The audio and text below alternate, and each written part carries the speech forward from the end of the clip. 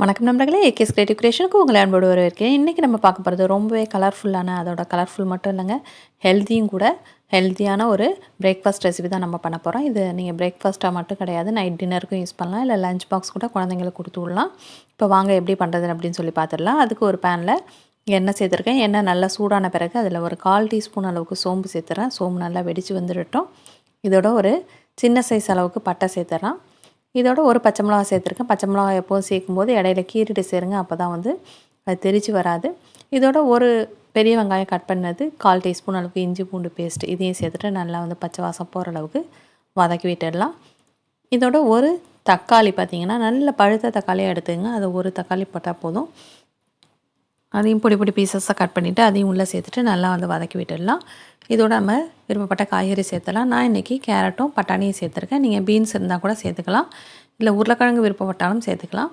இப்போ இந்த காய்கறிகள் கூட ஒரு 1/4 டீஸ்பூன் அளவுக்கு மஞ்சள் தூள், அதே 1/4 டீஸ்பூன் அளவுக்கு மிளகாத்தூள், மல்லித்தூள் எல்லாம் சேர்த்துட்டு தண்ணி சேர்த்துடலாம். இதை மூடி வச்சு வேக வச்சிடலாம்.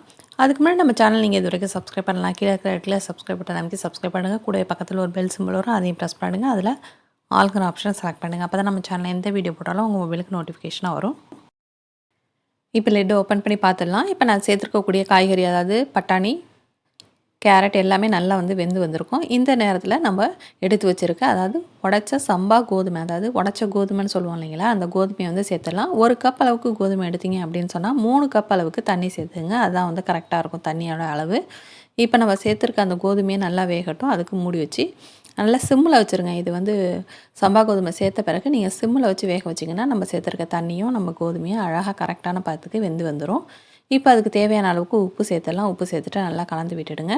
இப்போ பாருங்கள் நல்லா வந்து ஓரளவுக்கு நல்லா வெந்துருச்சு. இன்னும் கொஞ்சம் தண்ணியெல்லாம் வந்து ட்ரை ஆகணும். அந்தளவுக்கு இன்னும் கொஞ்சம் அது ட்ரை ஆகி வரட்டும். அது வரைக்கும் மூடி வச்சிடலாம். இப்போ இதோட தேவைப்பட்டாக்கா, அது ஆப்ஷனல் தான், விருப்பப்பட்டாக்கா நீங்கள் 1 ஸ்பூன் அளவுக்கு நெய் சேர்த்துட்டு பண்ணிங்கன்னா ரொம்பவே நல்லாயிருக்கும்.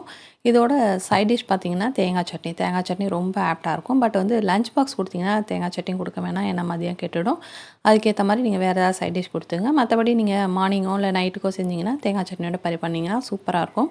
கண்டிப்பாக வீடியோ பிடிச்சிருக்குன்னு நினைக்கிறேன். பிடிச்சிருந்தா மறக்காம லைக் பண்ணுங்கள், ஃப்ரெண்ட்ஸ் ரிலேட்டிவ் ஷேர் பண்ணுங்கள், முக்கியமாக கமெண்ட் பண்ணுங்கள். வேறு ஒரு இன்ட்ரெஸ்டிங்கான வீடியோட உங்களை மீண்டும் சந்திக்கிறேன். வணக்கம்.